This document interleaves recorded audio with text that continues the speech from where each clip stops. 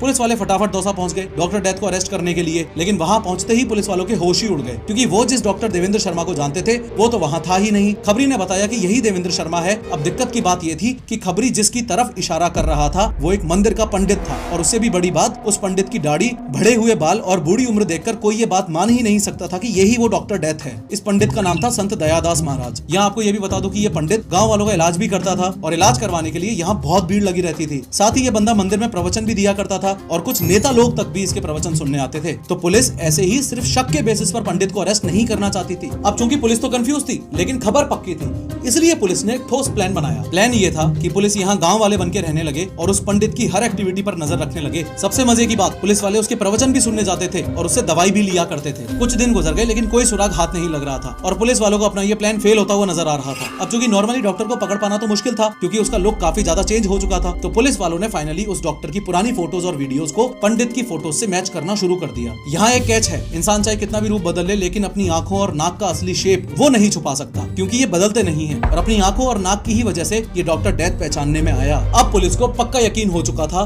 कि ये पंडित ही doctor death है। बिना देर किए फाइनली पुलिस ने उस डॉक्टर डेथ को अरेस्ट कर